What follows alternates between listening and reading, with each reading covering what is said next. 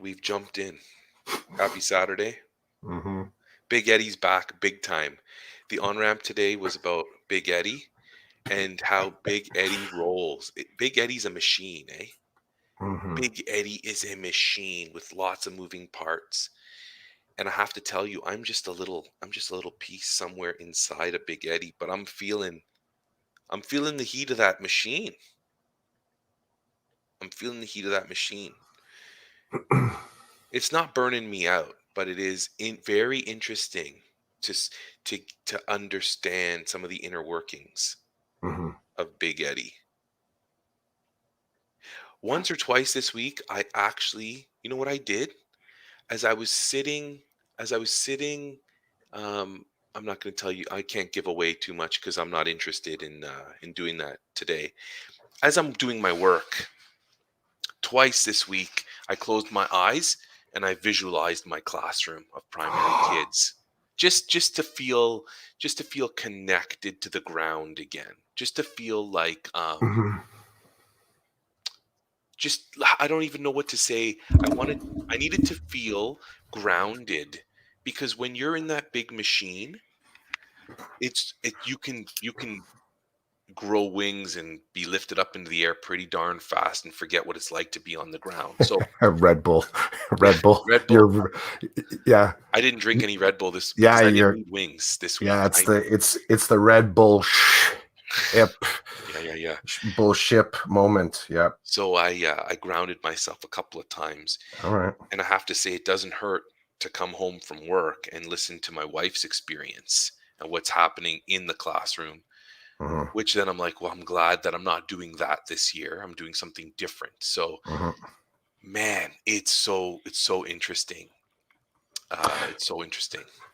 I did something similar, but it's probably that's why I had that big um like I want to share intake sound that I made earlier. I was sitting in my classroom as well, and I had a moment where I was I was trying to think through, not trying, bad way to put it. I was thinking through what, because of our week 1, week 2 framework. Um, York Region has a hybrid learning framework. So in week 1 at secondary, we do period 1 and period 2. And then in week 2, we do period 3 and period 4.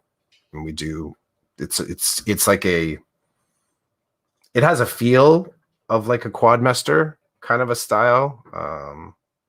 So I had time. My period 2 is my YRM. So, I'm working, connecting with kids, working on some IEP stuff. And I had a moment where I just sat at my desk and it was probably 5 minutes, but it was funny. Um, a colleague walked into my classroom, just right in. They were on their hall duty, and they sort of said, "Oh, wow, like, are you okay? You look like you're just kind of stunned." And it's funny because on the inside I wasn't stunned. I was actually lost in thought. And what I was doing as I was on Friday, as I'm about, we're getting closer to the end of the day, I'm actually going through the mental checklist of is everything kind of in place for me to leave for the day? But I was also running through my like 2 weeks ago when I last saw, or I guess a week ago, a week ago. No, I guess 2 weeks. 2 weeks ago when I started week 2, how did that week go? So I was kind of going back through and thinking about what we did in the classroom and how the activities worked. And I'm reading again. I think I showed you that book that I'm loving right now, The Third Teacher. So I'm going back into that. Um, and a couple other design thinking books. So I'm constantly I feel like I'm back in prototyping stage, trying to sort of figure out how I can use this room in a better way. And a part of this is also me trying to figure out if I want to move forward with this particular program. Like if I will say I want to put my name in for it again next year. And that's another little funny little bit that might be fat. I don't know. I don't know if other teachers sort of operate that way, as in, I actually do have the opportunity in some ways within spec ed to teach um, very differently, but different sort of courseware depending on where I'm positioned within spec ed. So I think to myself, is this what I want? Am I good to continue doing this? Do I want to keep doing this? Is it interesting to me? Am I good for the kids? Am I good for the parents? Good for the school? Good for the community? So that's the moment that I'm sitting in. And I was kind of staring off at one of the corners of the room. And it's funny. I felt like the conversation starter by that teacher was very much Big Eddie's voice coming in the room, commenting on my guest distractedness, my lack of thought, maybe, right? Now, this could also just be, it's compassion too. I mean, it was this person, we're good. We talk a lot. We have a lot of really great, our comeuppance through education has been, we've had some similar landing spots. So our collaboration is fantastic. Really, really dig this human, funny, energized, a good person for me. But it made me think about how we do see each other in these spaces, and the fact that I can only imagine the look on my face was probably like this, slightly like just totally zoned out. I was just pulling back all external emoting because I was doing a heck of a lot of work in my head. I was doing some deep thinking. And I was liking it. Maybe I had a little kind of like strange smile on my face. I probably looked like, a little medicated, just a little medicated. But I was actually just in my head, moving pieces around, rearranging the room, thinking about different color schemes for my anchor charts, figuring out, do I have to sort of clean the bean bags? Like everything that was sort of like those inventories, I was kind of doing, like time lapse. Pause, slow it right down to pause, slow it right down, grab a snapshot, curate, build for the next. But as I'm driving home, I wondered, and then we had a conversation about this. I wondered if Big Eddie was still there. And I wondered if my colleague driving home, like, yeah, that was all cool, but he was totally like just not doing anything. It's a funny mindset though, eh? It's these getting caught in deep thought and not saying anything. And I think I mentioned to you about I did this very intentionally in the startup week. I would take one of the chairs from the classroom where I had placed it. Well, I sat in the students' desks first. That's what I always do. Whenever I set the desk configuration, I sit in every single chair and I look around the room. I look to see what's the line of sight. I look to see what could be a possible distraction. I try to imagine what the learning experience from that desk would be like. And I do it around the room.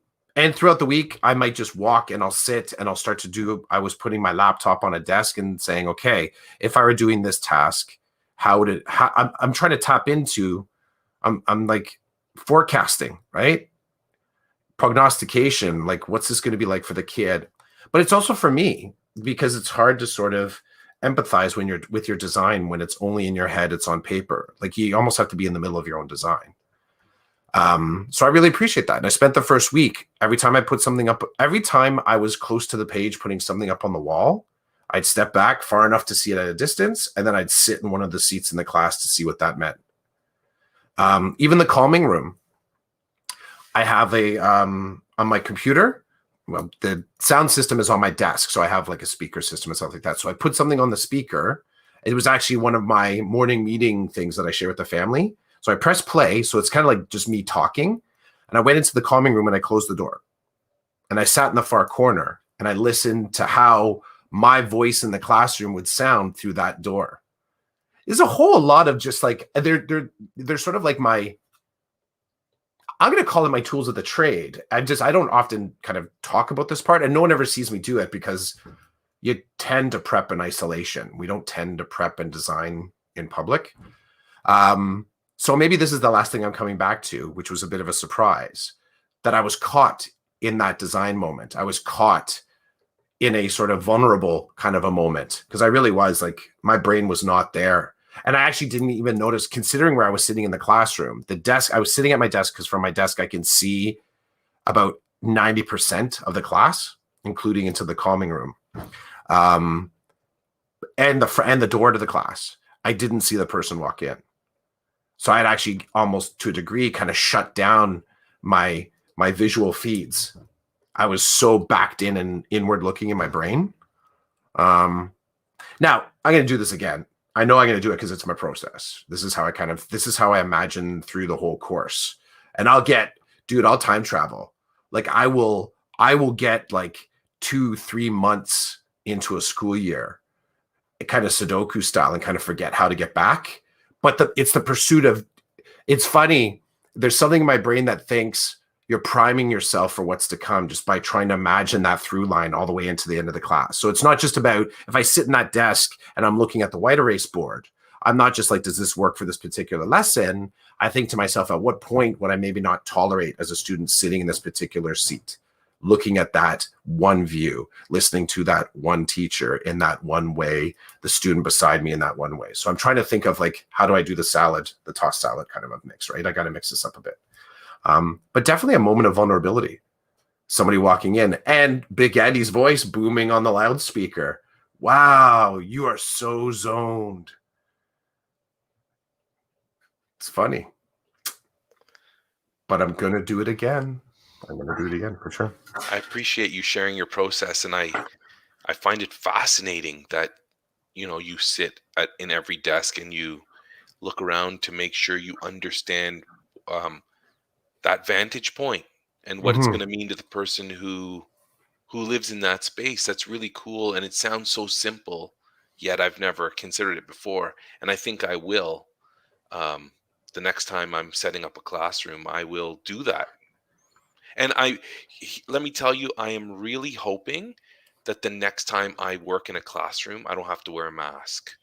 Yeah. I'm so hoping that this is the case for me. It's like, in a weird way, I feel like I escaped the classroom so that I wouldn't have to wear a mask all day.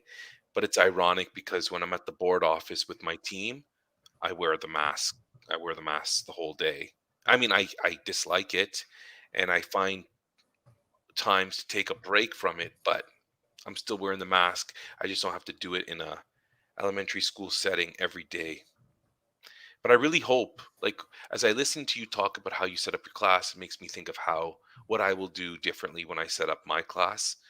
It reminds me that man, we got a whole year. Can we figure out how to get these masks off our faces? Is what I'm thinking. And speaking of process, look at this. Ramona's chimed in. Ramona's checking us out. Good morning to the creative team behind Big Eddie and Smell My Beard. And how awesome is it that Ramona is actually here with us, because Ramona is our partner in the other podcast that we have, Talk Me Through Your Process, which I was thinking about talking me through your process the other day and wondering what was happening with it. I know when I think leadership for myself, I'm in a really funny place with it. And you're going to love this. What's got me thinking differently about leadership and my leadership aspirations is coming directly from the job that I'm doing now. So I get pulled out of the classroom, I move into like a mobile teaching, counseling type of position, and all of a sudden again my leadership ideas are flipped onto their side. So they are flipped upside down with the pandemic. Now they're flipped on their side because of the perspective I have in my new role. And it's like, I don't know what to do with it. So maybe, just maybe, we might be able to find a time if you two want to get back on, talk me through your process and talk about our process, because man, the shifts are coming for me fast and furious. And I'm not going to give away any of your thinking on this, but I know that you two have purposely flipped your thinking just because of the life you're living and the thoughts you're having. Ramona says it sounds like it's time to get your process team together and live again, and I don't disagree with her. Yeah, But don't.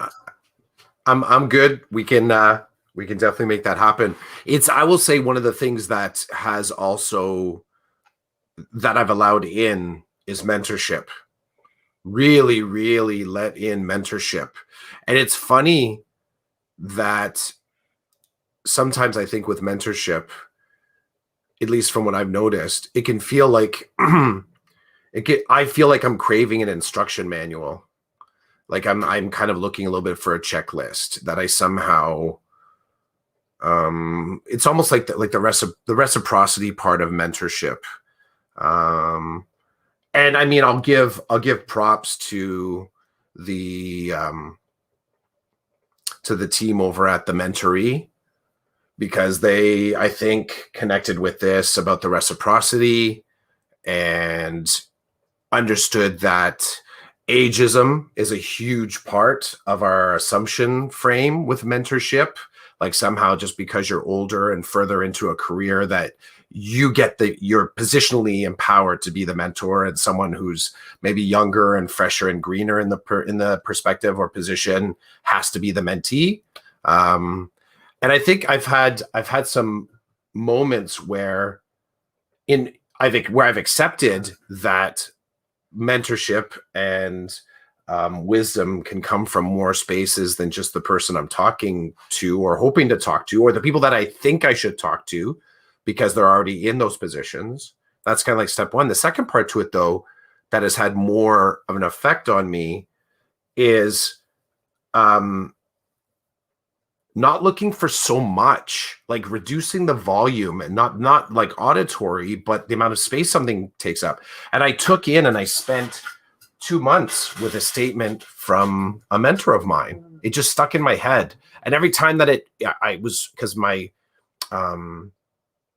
mindset and my energy and my distractibility gets me down rabbit holes really, really fast. So just checking my sort of thinking to make sure I stay with the actual provocation, which was, you do know, so this is almost quotes said to me, you do know that there are more places to demonstrate leadership apart from formal leadership.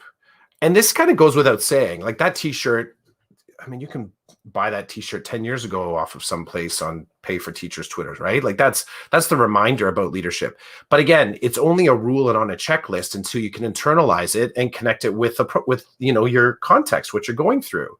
So me questioning how I'm going to move through it, and the formal leadership, anyone that's listening, but from other conversations, sort of is the considering where administration fits, where administration as a job, as a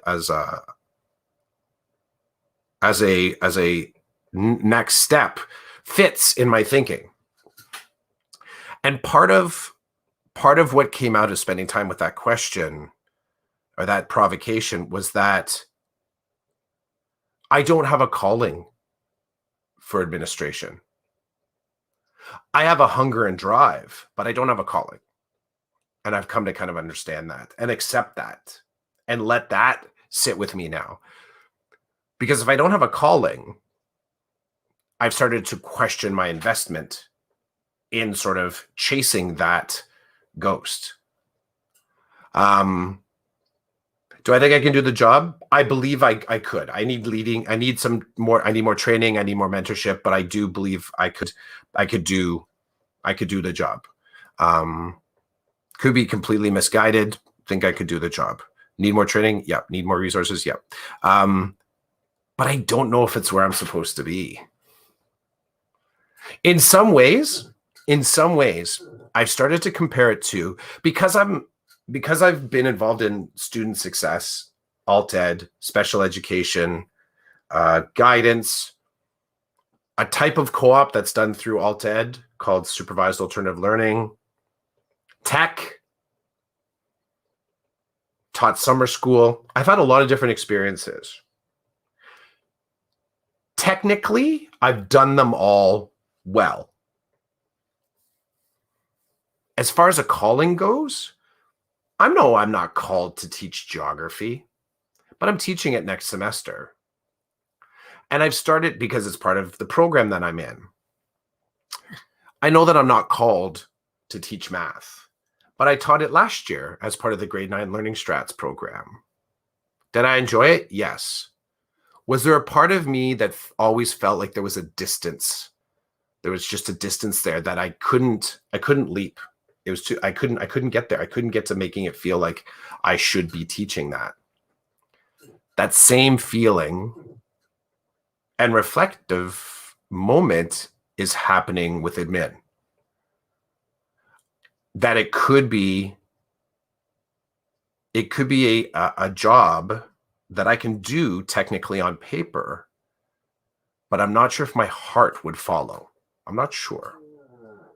So that's just a teaser. You'll have to tune into the talk me through your process episode. But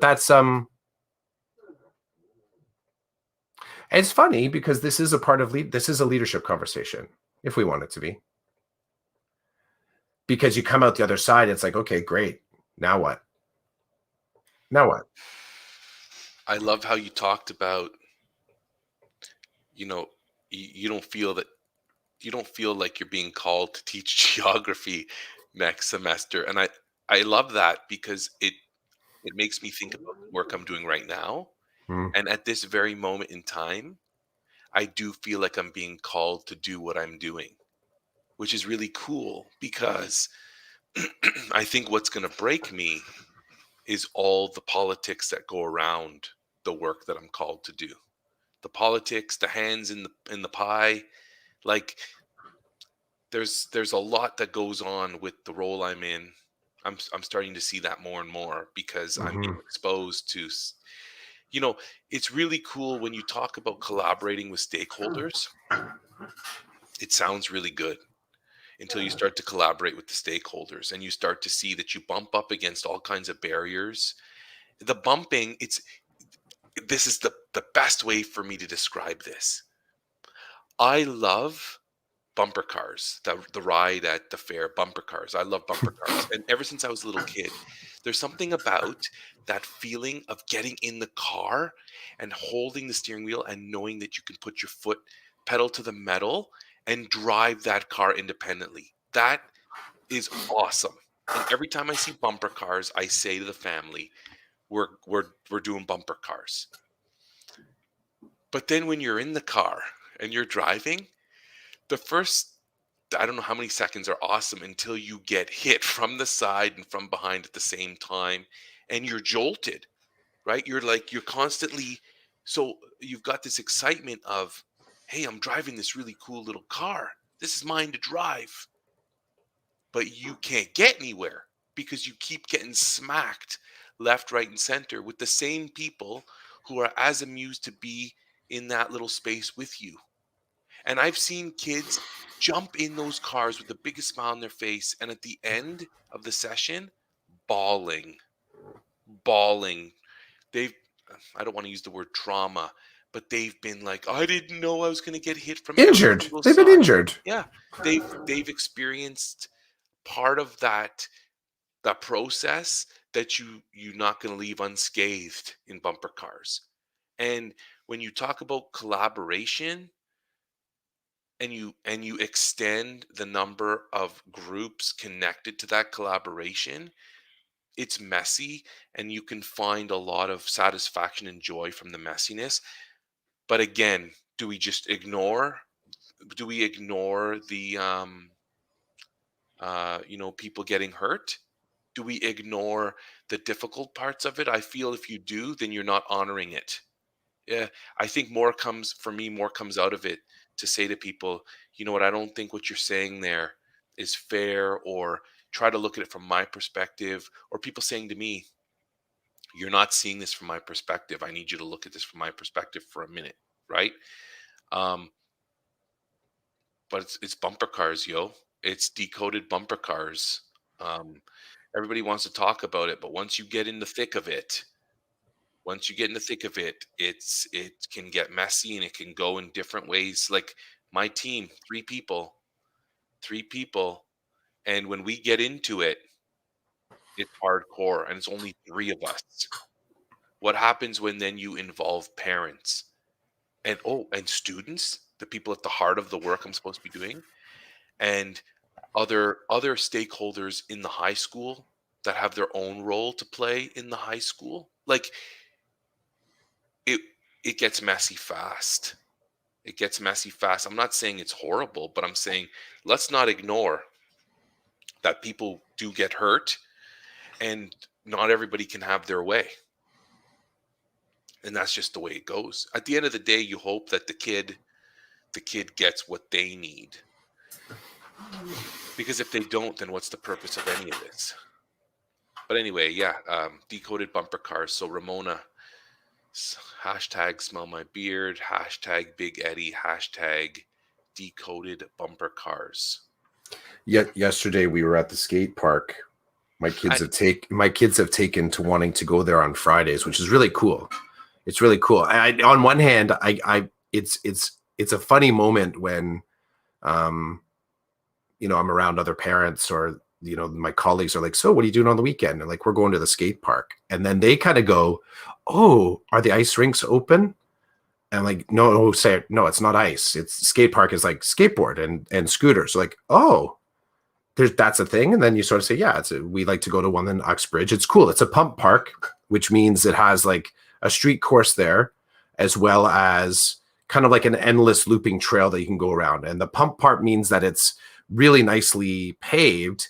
And as you do go over the rollers, you're actually compressing and lifting up and compressing and lifting up. And you can go around this whole path without ever having to pedal. You just are sort of from it's equivalent of what you do on a swing.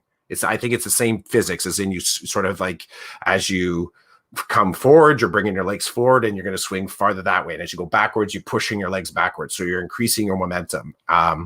It's in Uxbridge. It's a great place. But just, it's funny when I mention the skate park, people automatically are thinking, I think it's just more my community.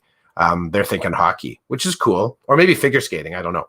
The thing I want to mention is yesterday, my daughter's been working on connecting turns. So on her skateboard, so my son rides a scooter, my daughter rides a skateboard, sort of like a cruising board. It's a shorter board, but it has softer wheels and it's really, really super smooth. So it just has a little bit more length than like for street courses. And it doesn't have a nose and a tail flip up. It's just on the tail. So folks' tail is the back of the board, but the front of the board is kind of flat. Looks a little bit like a surfboard with a tail on the back. Anyway, she's very good at it.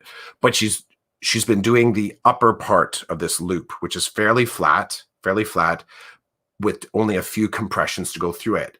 What she's been trying to do is get through the middle.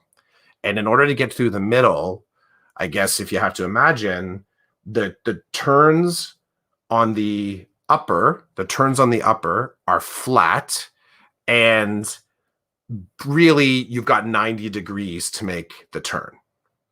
The turns in the middle of the skate park, you probably have to make a hairpin turn on about maybe 45 degrees. Like, it's that fast coming back. So what you have to do is you have to go higher up on the wall. So it's a different type of riding. It's like the equivalent of surfing, right? And this is where we talk about carving, sticking to your board and making the turn. So she finally yesterday, she made one of the turns, and she did it on a difficult side. She did it on her heel side as opposed to the toe side.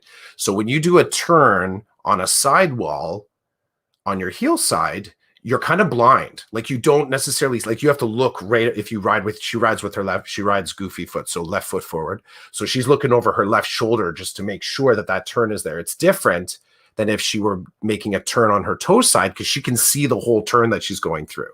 So you have to plot and plan really, really well. There's a whole lot of really cool, body mechanics, physics, good tech, confidence. Like, there's peace of mind. Like, there's a lot of stuff that's going on here, right? She finally made the turn yesterday. She made the turn. And had enough energy to sort of continue through a few of the pumps, but she kind of stopped. I think she was excited. She's like, okay, like, we wanted to celebrate. Like, I'm screaming and cheering, right? Anybody that sort of follows my Facebook feed, it's there. It was really, really cool. There's some footage of my son finally getting some air on some of the compressions too. So it was very good. She then went for another run. She wanted to try it again. And she fell pretty bad. Exact same spot. And the type of fall that you go, it's a parent catch your breath fall. Now, my kids are geared up. They wear all the right gear. They wear all the right gear. It was still the air knocked out. There was still a little bit of road rash. There was still the stunned that the skill wasn't reliable and stabilized. Some sadness, some emotions there too. It's funny. I'm going through what I just listed is not only my child. I was going through some of those similar. I was mirroring and feeling it was the exact same thing moments, apart from the road rash because I didn't hit the ground. And I started to think about. I mean, afterwards, I was thinking a lot about mistake making, and that idea of I'm going to try and tie it to the bumper car factor. The perception of the mistake in this particular manner was partially skill, but there was no specific person apart from my daughter that really was in charge of her falling. So she had to own the decision and the path and everything that happened. And I started, when you're talking about the idea of collaboration and bumper cars and kind of bouncing off someone, I think the fascinating X factor here is that you're actually seeing the person that could potentially make you fall. And it changes, I think, how we work together. And when you were talking about the bumper cars, and I started thinking about her fall. So the end to this is we talked it out. We did some breathing. She came back down. She was ready to go. And then she did 2 more laps, but back to her original line. So the top of the bowl, she went around. My son did a few more laps, and then we're like, okay, let's out. We're going to go. And we sort of figured that it was a good way to end. Not with the final memory of the crash, but a slow ride just to kind of to work it off, right? But as you're telling the story, I was thinking about, bumper cars, how different of an experience it might be. Because part of the thing that you didn't mention in your bumper car experience was you obviously feel you're getting bumped, but there's a secondary set of feelings about how you feel about the person that bumped you. And thinking how different that experience would be, and Wonderland, take this and go with it if you want. Like if it was bumper cars, but partway through your time, the lights went out, and you had to drive around in the dark for a little bit, and the lights would come back on, and you'd be like, "Oh, now I see where I am," and you try to correct, right? But I think that was me just like riffing on your idea. But I think part of this, what I was starting to kind of play with is that when we're getting these collaborative settings, and I will say skateboarding, longboarding is, when we talk about collaboration, we often think about that kind of collaboration that's between humans. But there's also a type of collaboration that's with environments, with our tools, with our sense of self. I think we start to get to almost like that word of synergy. Like how many things are you able to draw together for a common pursuit? So I do watch my kids as they negotiate this skate park as a type of collaboration, and their ability to sort of move through it and create something which is scootering and skateboarding and looks quite beautiful. When it clicks, it looks amazing. When it doesn't click, it still looks pretty good, but there's a different feel when you're in your flow. And I started to think about the idea of collaboration, how we feel when we feel like we have the autonomous control over the collaboration, like we have more of ourself at stake, and it's only us against our equipment, our gear, the environment, in some ways the non-sentient part of collaboration, and how different it feels when we include humans in there. And our expectation is that I think we forget about the human in that space also managing their own set of collaborative tools at the same time that they're collaborating with us. And then you land at backstory. This is where it kind of spits me out.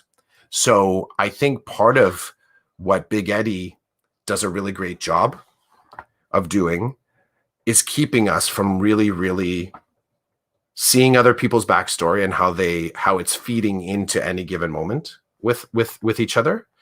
And I think in some ways it probably even inhibits the effective use of backstory because of, this thing has to be delivered by this point. We're going to put mixed groupings together without really any opportunity to get to know each other first. Like there's a whole work ethic that I think might trump backstory. Now, just because you go, bumper carring with your family, which you pretty much know their whole backstory, if they choose to turn and smash into you, I don't know if their backstory's going to make you feel any better, right? You're either going after them or you're just like avoiding them, like, right? Like there's not a lot of middle ground there. But maybe the recovery afterwards is where the backstory helps. So the fact that you're able to sort of stick with them afterwards and talk it out. You and I are in very, very different collaborative spaces. Um, in some ways, I'd like to go back to that colleague and talk a little bit more about. I think I want to know more about what kind of fed into them and how they saw me sitting in that room. Like, I think I want, because I felt like they gave me a little bump. And there was a little bit of energy, a little bit of laughing. We did talk a little bit, but I feel like they gave me a little bump. And I don't know if I know them well enough to know where that bump is coming from, but I feel like I want to. That was a long ramble. You know what the heart of that story was? I'm proud of my kids for what they're doing at the skate park. There we go. There's the nugget. And I love that I was there for what they were able to do. My little dude is trying to work on dropping into the big pool. Like there's a big pool there. There's a smaller pool. And again, for the folks that are listening, these aren't ones filled with water. They're meant for sort of skateboarding and scootering and BMXing through. So he's working on dropping into that. For any of you out there, though, there's coping on the top of the actual big pool. And coping is like, would you call it like piping? Kind of like it's like Yeah, like like a the metal trim. pipe, the Yeah, trim. it's the trim around the top, and going over the trim is different than a bowl that you can just roll into. So it's good stuff. I hope I lit up your skateboard thinking. Like I hope you're as you were start listening that you're thinking you want to go get a board, get on a board, go boarding. It's been a long time since I've been on a board. Dude, the Um, next time we do the food crawl, I'll bring some boards with me. I have my longboard and I'll bring the one if you I don't will. know. I miss my stereotypical skateboard. I You have the know, short board too. I do have a regular skateboard if I could bring that. the place where my son and I go to get his skate sharpened and buy his hockey equipment, Mm-hmm. they recently started selling skateboards. I Cool. remember I walked in one day in the summer when, man, COVID, the back and forth of COVID is like, I don't even know dates and times anymore. Yeah. COVID closed this store down because we weren't allowed to go in it, and then it opened it back up. So then when my son and I went back in to the store, um, I said to the guys working, because we're all familiar with each other now, because my son and I are in there all the time. I'm like, when did this come? When did you guys get a wall of skateboards? He goes, well, the owner's son or daughter's into it, so he thought, why not? I've got the space, why not get some product in? And if people come for their hockey sticks or for their baseball equipment, they can get a skateboard if they want. And Yeah. I was like, that's friggin' awesome. Like it reminded me of when I was a teenager, and like they've got the glass counter with the stickers and the wheels and the trucks under it. Like it reminds me from when I used to go to the skate shop. But anyway, so you talking about your awesome experience with your kids and all the learning layers within that experience. It reminds me of a conversation that I just had last night with a good friend of mine. And this is basically what it is. We're sitting, so our kids had skating last night. So the kids are on the ice skating, and it's relatively late for me. It's like 9 o'clock, and I'm like, we're talking, and he said something to me. Like he's like, how are you doing? How's it going? What's up with you? We haven't had chance to really talk. And I'm like, you know what? I'm at a phase right now. I don't know if it's a phase, I don't know what you call it, but I'm at a point where the only thing I am looking for out of life right now is to really have moments with my family that make me feel like I have a family, right? So, because the one thing that I'm going to miss from COVID times is that I was privileged enough to be able to live a comfortable life within the house I have, with the family I have, and be close again. Because we lost some of that closeness with the busyness of life. Mhm. And now, some people think COVID's gone, and it's not, but some people think it's gone. And so they're starting to ramp up the world again. And Mhm. in the world of competitive hockey, like you're out a lot. There's a lot of practices, there's a lot of games, there's a lot of expectations that don't come from just regular house league hockey. And when I was driving my son last week, my son had 6 straight days of hockey, and I was like, here it comes again. Like here comes the I get home, I make him something to eat because I won't have time to cook the full dinner for the family, but I need to feed him to fuel him for his ice time. And it's Mhm. all about timing. If he's going to be on the ice at this time, he should really eat at this time to make sure he doesn't feel unwell and to make sure Yep. like it's crazy, right? So I'm literally coming home from work and I'm not cooking for the family because I won't be home to eat with the family. Like Mhm. that craziness is starting to kick back in a little bit. Mhm. And so last night, as I'm sitting in this arena with a good friend of mine, I said, dude, I just want to keep making these moments, these memories." And he's like, "Go give me an example." And I'm because he was talking about stuff he had done this summer along the same lines. Like he's just with his family doing this thing, and he takes the moment. We've talked about this before, where you take the moment, you step back, and you look at what you're doing and what Mhm. you have, and you are Mhm. completely appreciative of the moment.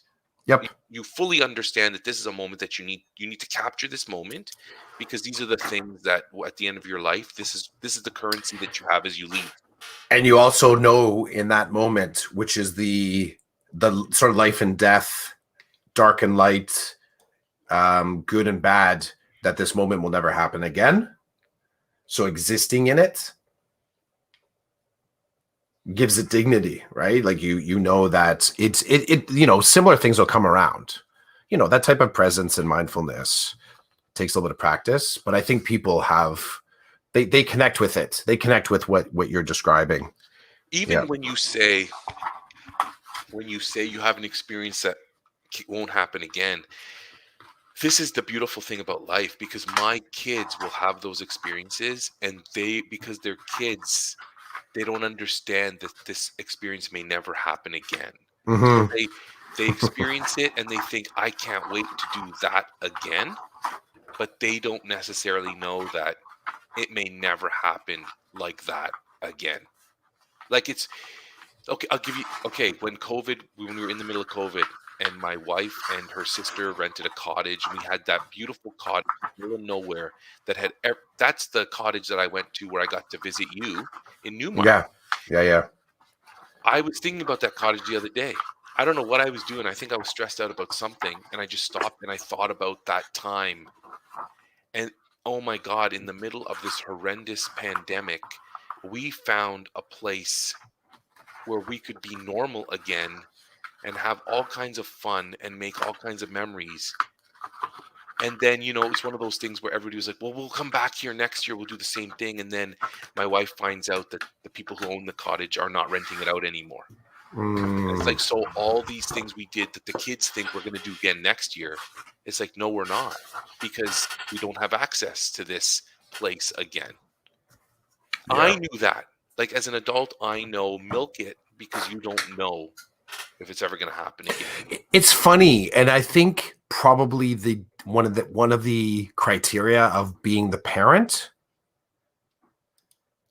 comes with in the moment that you're in accepting the fact that the moment will not come back around. I think it's the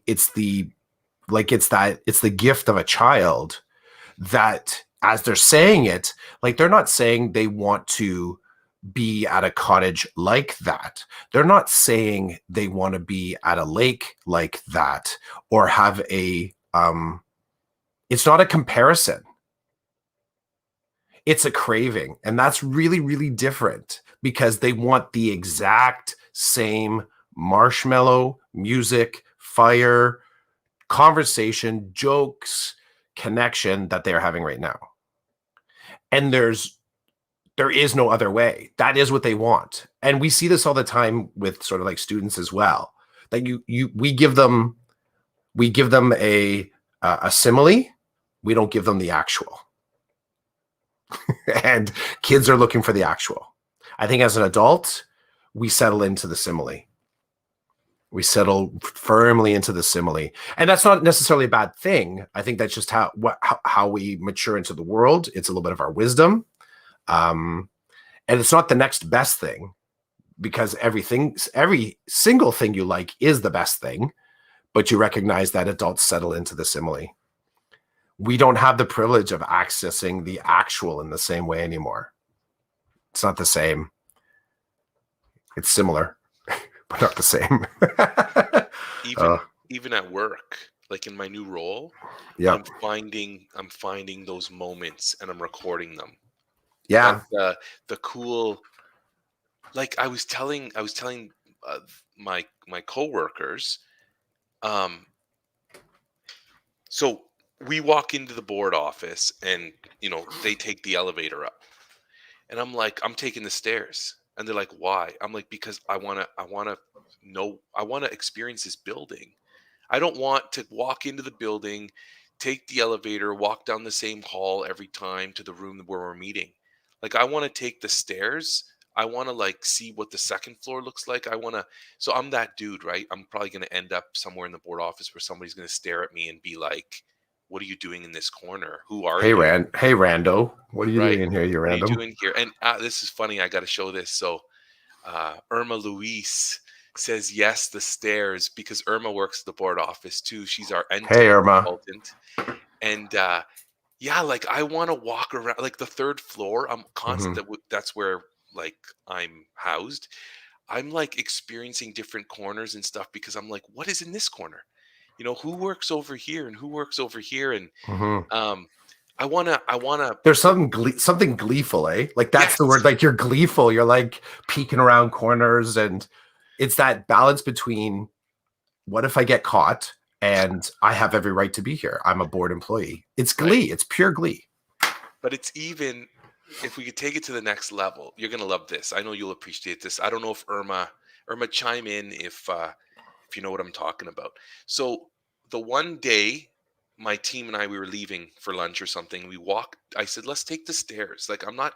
First of all, only two people allowed in the elevator, and there's three of us. I'm like, "Well, I'm not taking the elevator." But oh, okay, Irma jumped in, so I got to see. She says, "By taking the stairs, you have the opportunity to see and meet new Totally. people." Very true, Irma.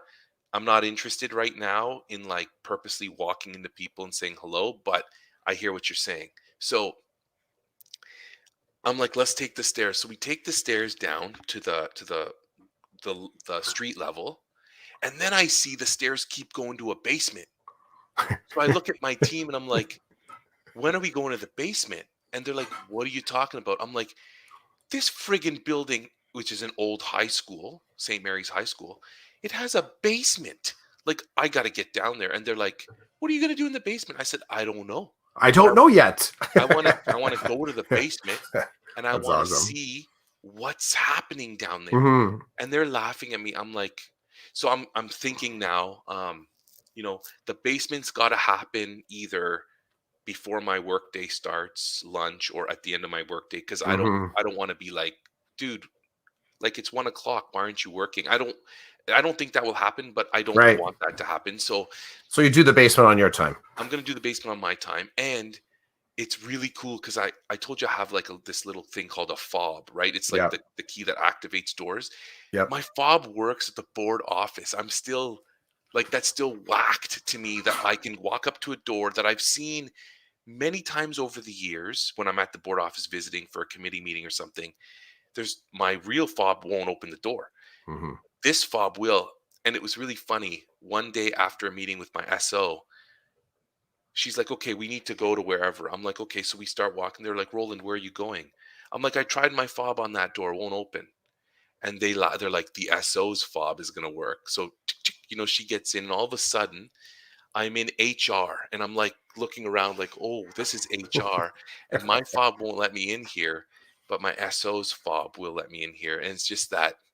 So I'm seriously, not only am I doing this new job, but I'm gathering artifacts of this building Yep. because that's what I've done in every building I've worked at.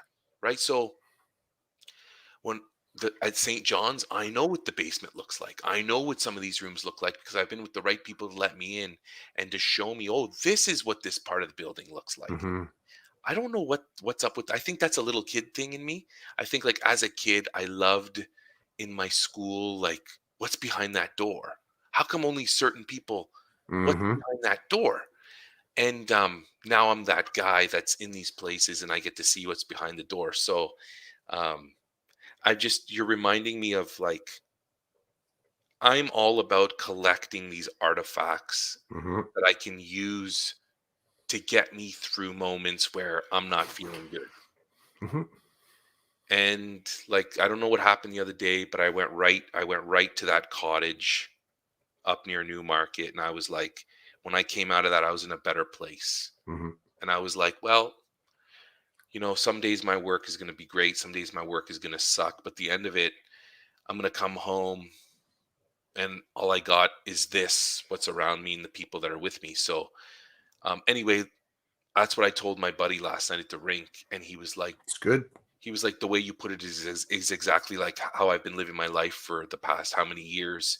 He goes, I bought these things so that we can go out as a family and we can do stuff. And he agreed with me, and he doesn't always agree with me, but he's like, you're right, man. Like at the end of the day, that's what's left. I mean, Yeah. other people might have other things, but for me, it's those moments of that you may never get back that the kids think we can just do that again in 2 weeks. And I'm like, in 2 weeks, this is going to pop up or that's going to pop up, or like you don't know what's going to happen. You never really know.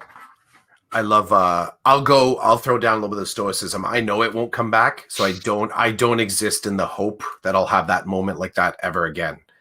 Life has taught me, and just some of that philosophy has taught me that it actually does not come back. So you need to be there for it, right?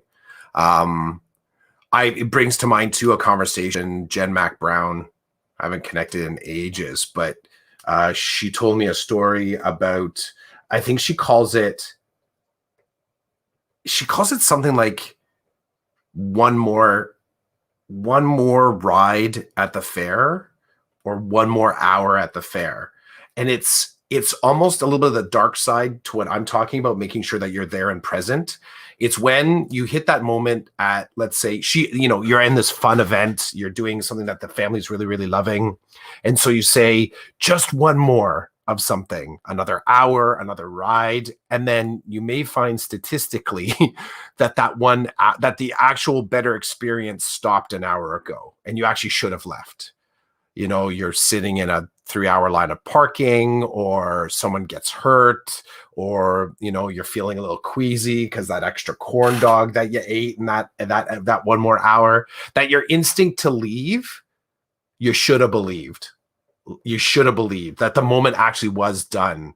And again, kids kids don't have this barometer, nor should they. I've started to develop it, though, that sometimes to be the adult and say, this is the snapshot. We did good. It's time to go. Um, and just a funny thing, I've had more than enough times, because I've taught at different schools. I've gotten used to getting deep in the schools quickly. I find, like, to get connected and to make friends and colleagues, and just get on the ground running. I make fast connections. But basically, as soon as in two different schools, three different schools, more specifically in two, though, where there were a lot of people there, I've had many moments of, who the blank are you? And it's just because I sort of move into a space where only certain people should be there, like teachers or maybe caretakers or familiars, right? One of them at my previous school, I hadn't met the whole front office staff yet. I only met one.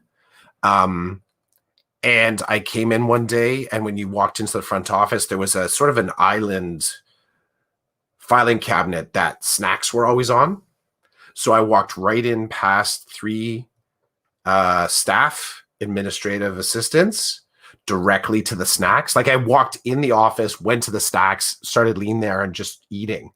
And all three heads are sort of staring at me like, who is this like I said hello. I said hello, but I didn't say hello, I'm Clough. I was like, hello, how's it going? And they sort of like nodded, like, hey, I guess they were expecting more. I just walked right past them into where their desks were, because that's where the snacks were. And I started sort of like checking out the snacks.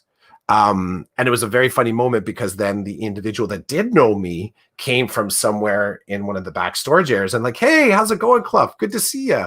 How, welcome to the school. And then I could just feel the other individuals in the group. Oh, okay. He must be a teacher. Must be, and even the school that I'm at now. So not last summer, the summer before, when I knew that I was going there, I went into the school. I asked to go in over the summer because I wanted to go in and like I didn't have I didn't know the footprint of the school. I've been in a few different schools and there's some similar builds, but I couldn't imagine what the school was like on the back end, and I hadn't been in there enough just as a visiting teacher. So I came in, I got my keys, and I asked I'd like to go and just open classrooms and have a look around. And it was funny because a couple of the classrooms there were teachers in there working, but the door was locked. So I'd open the door, I'd come walking in, and there's the who the blank are you kind of look. I'm like, hey, I'm Clough. I'd sort of just kind of look around. Nice to see you. Go back to work. I was just sort of checking out the school, and I'd leave. And I can only imagine what some of them thought. One of them afterwards said, I had no idea what was going on. Some random walks in, says hello, and walks away. But I was asked by a couple different people. The pleasant one is, hey, can I help you find something? And that's the investigative, like, are you supposed to be in the school? And I'd say, no, I'm good.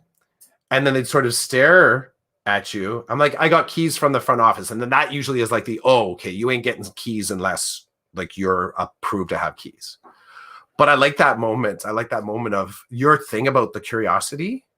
I've even rode the elevator because I wanted to. I wanted to try the elevator at our school. And people are sort of looking at me like, why are you on the elevator? And I know it's just because I want to see how slow it is. I want to have that experience of doing the elevator. So I like that. Yeah, man. I don't know. It's That's glee. It's glee, dude. That's what it There's is. It's something totally really cool about yeah. it. Yeah. And it's like uh, here's another one. Like, so there's on the first floor there's the area where all the SOs are, right? It's like SO alley is what I call it because it's just one long hallway of where the SOs do their work. And I don't walk down that hall for fun. So Mm. um, every opportunity I have to walk down the SO hall, I take. So it's like the first couple of days we were at the board office, we had a room. The room that we were using was in the SO area. So it was even Mm. we didn't really know until we figured we're like, can we get a room like on the third floor from now on? Because we don't Mm. want to be using their bathroom. Like it's just very interesting, right? Yep. When I come down the stairs to leave to go outside to get some fresh air, there are the doors that lead to SO Alley, and I'm like, not doing it. Not doing it unless like I'm being chased by someone trying to kill me. I'm not running down that alley unless, you know, we're with someone who's saying, let's go. We need to go meet with so and so. And it's so cool. They open the doors and I'm literally like, I'm looking around at everything. I'm like, this is where they work. This is what they do. This is where all the admin assistants are. Like it's very interesting. It's like Um, that scene from Jurassic Park. I've That never first seen scene. Jurassic Park. Well, they've shown it time and time again. Okay. It's like the sudden view of the island, Okay. and all the individuals that hit the island. They're like, wow. And there's like brontosaurus kind of walking by and a pterodactyl. But you're walking in, and it's like maybe things are shiny. Oh, what's that flashing light over there? What's that sound? Oh, maybe they even have a snack filing cabinet there. You're like, oh, what's on the snack cabinet? The wow factor. So anyway, yeah, that's it's good stuff, man. Thanks for I feel like we started with Big Eddie and Mm-hmm. now I'm leaving with having gone down memory lane as we've been talking about different things. Mm-hmm. And yeah, that's cool. It's good It was stuff. good. It was good to take last week off. It was purposeful. We both had stuff. Both had dad life stuff. So that Mhm. happens. Not week as in the work week, just off from the pod. Right. Imagine they took the week off We took work. the week off because That I had dad stuff to do. Oh, that's cool. Now I see the anchor is From here, it looks like it's going in water, but those are words, aren't they? Yep. What kind of words are they? Like, what does it say? Habits. Oh, gotcha. That's really cool, Clough. Um, Ramona Mm-hmm. says, I like walking through our 96-year-old high school and thinking about how things Mm-hmm. were used in the past or how they looked before the various additions and renos, thinking about the people prior. Mm-hmm. 100%. I wish that I could have, in my board office, which is an old high school that's been renovated, I wish that I could have seen what it was like before it was renovated. I wish I could have walked through the high school. It's really neat because some parts of the building are still like the original brick. In some places you see it's exposed. Mm-hmm. Um, it's really cool, but yeah, I mean, I don't have that. I know that the old board office before this one, people say to me, "Oh, there was a board office." I'm like, "Yeah, that was the board office. It was an old elementary school, Mm-hmm. and then it was somebody had decided that it was no longer a safe building to be in." Mm-hmm. But I remember going there for meetings and stuff and thinking, "This is the board office," and now it's like totally times 10 what it was before, but it's just cool stuff. This actually got me thinking. So this hoodie I've had since my first year of teaching. And Williams is actually, that's GW Williams. It was a high school that I started teaching at. I think it was in my second year. I noticed a door opened at the front of the school. Like caretakers were going in this door, and I had never really noticed this door before. So I walked up to, when one of the caretakers were going in the door, I was like, "Hey, what's that?" And it was a staircase to the basement. I was like, "Oh, cool." And you kind of stood there for a second, and the caretaker is like, "You want to come check it out?" I'm like, "Yeah, I'll check it out." So we go down, and we get to the bottom of like this concrete set of stairs, a narrow set of stairs, and I can see near the bottom of the stairs there's like buckets, like the big buckets of like soap and Mm. floor cleaner. So they're using it for storage at that point. I was like, "Oh, okay, kind of storage." And then the caretaker turns on the light and says, "Check this out." And just to the left, so this would be running right under the main office. So basically, just to understand that what I'm looking at is running directly, whatever the rectagonal shape of the office, this is the exact rectagonal shape, but underground below the office, the main office. It's a gun range. It's a gun range. So Ramona's quoting about the 96-year-old school. This gun range was down there because for two different reasons. One, it was part of the phys ed curriculum back in the day. Yeah. And also, this school also had cadet training there. And there was still I don't know what they're called. I'm going to call them like the clothesline lines, because you would pull the string back and you would put your target on it, and then you'd pull the string and it would go all the way down, 100 yards underneath. I don't know, what's 100 yards, 300 feet? Could be about that, because it was quite long. And there was sort of like a berm, a concrete berm that you would set up in front of, and you would sort of lean the gun sort of like there, and you'd aim down the line and you'd shoot. I was like, wow. And they actually had in the main foyer, they had a lot of commemorative plaques for World War One, maybe World War Two, maybe it wasn't World War One. Definitely World War II, but basically former students of the school that had served in the military. That is amazing. Yeah. That And is yeah, amazing. so Williams, yeah, it was a cool experience. I was in my first or second year, but doing the exact same thing like you're talking about right now. You just notice a door open, and then a caretaker came out. Like the door was open, it was ajar. And so I kind of started to walk over, and then boop, caretaker came out and I thought, that's a really weird place to have a closet. And Yeah, they took me down to the basement. It was cool. Some of my best experiences in some of the schools I've worked at is getting access to the roof and watching. Mm, At one school, there was this little custodial room, and it was tiny. There was a big sink. It was a small room. It was a big sink, and then right behind was like another tiny wall of just like hooks of where the custodian would keep his stuff. And then if mhm. you looked up a little bit, there were stairs. So they didn't. Um, A ladder. ladder, Yeah. and it was one of those ladders that didn't start on the ground, so you had to kind of like boost yourself up to get on it. And Hmm. once you get up there, then there's this little space, maybe the size of this room, and then there's a door. You open the door, you're on the roof, Yep. and that's been cool at several buildings. Um, the custodian will be doing something. I'll say, "What's there?" He's like, "Oh, it's roof access." I'm like, "Can I go?" And, I like, love it. they're like, "Sure." We go up, we take a look, and then the boiler room is always really Yep. cool. You should see the boiler room at St. John's. It's like, man, it looks like it's right out of the '50s kinda thing. Um, Communications rooms are cool too now because those tend to be, they look like a major computer hub. Um, those are really cool. Yeah, boiler room, computer room. There was roof another one, they access. roof access. There was one more though that you made me think of that is really cool to look at. Well, any of the sort of storage spaces where it's not actually curriculum related Mhm, is cool.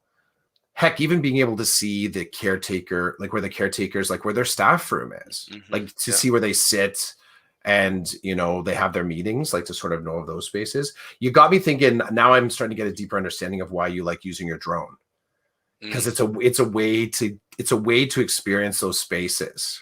right, Yeah. yeah. Um, okay, so a couple of things before we go. Okay. Ramona has just said, the original floors and chalkboards in the oldest part of the building are like Yeah. altars for Big Eddie, Yeah. big time. W- And then gun range, very cool. The old change rooms for the old gym were in the basement and are mm, no longer used. When I get the chance, I love to go read the graffiti on those walls, but it's also yeah. a bit creepy. It's cool. We had in one of the classrooms at Williams as well. It was they had how do I even describe this? It was a so it was a chalkboard. So it was a chalkboard that actually there's a chalkboard like mounted to the wall, but then there was a sliding chalkboard. So there was another board that hung in front of the chalkboard that you could put left and right. So you basically had three different panels that you could put notes on for the kids. The one panel that hung on the front, though, was made out of, I used to always think it was made out of leather, but I don't think it was made out of leather. What I think it was a painted material that you could pull down and it would rotate around. So it was as big, imagine a loop of material that is the same shape as your chalkboard, same size, but you could pull it around. So you could actually pull down more chalkboard and move that chalkboard. So you actually had almost four full panels. Imagine writing that many notes in a period. Four, and this was what was funny at the time, it was actually in our exercise room. So it wasn't in your typical classroom. It was actually in a classroom that's where all the weightlifting equipment was and all the workout machines. But yeah, I can remember. And writing on it in chalk was the weirdest feel. Like it felt like writing chalk on like an apple. Like just didn't like an apple skin. Like it just everyone, any of the, anybody who has ever put chalk to a chalkboard has tried that, understands that feeling, whether it's satisfying or it isn't, but the feeling of a good connection on a chalkboard with chalk in the same way you understand how to properly use a chisel tip whiteboard marker on a white board, right? It's a totally different feel when you're locking those letters in and it's hitting hard, but writing on that leathery board, I don't even want to call it chalkboard. I don't know. It's very strange.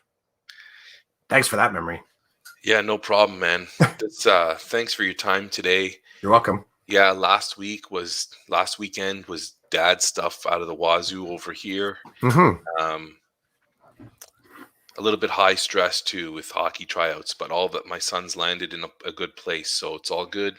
Good. And yeah, this was, oh my goodness, season 5, episode 3. Decoded 5 years of podcast. doing this, we got no life. Big Eddie, Decoded Podcast, Check um, out back, smell my beard, empathy engines, Decoded Bumper Cars, yeah, bitter pill, kombucha. Bitter Pill Kombucha. Nobody would ever buy this stuff. I love that. That's what I love about it. That's what's great about creating. Like this is us. This is us sitting in this classroom, imagining what we can do next.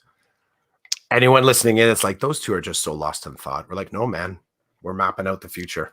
And then just I wanted to say with your talk about stoicism, Marcus Aurelius has the Mm, biggest smile on his face right now. yep. Props to what was it? What was it? Irma Irma, for yeah, checking in, and Ramona for checking in yeah, too. We yeah. Thanks appreciate for you. checking it out. We appreciate the comments. And now, you know, I wonder when will I see Irma next at the board office? I don't know. I know where she's parked though. I know where she's parked. She's got a pretty sweet what's it, cubby area. She's got a nice cubby area. Cool. Yeah, some people at the board office have some nice spots and other people don't. That's how it goes, I guess, eh? Yep. Okay, peace. Peace, man.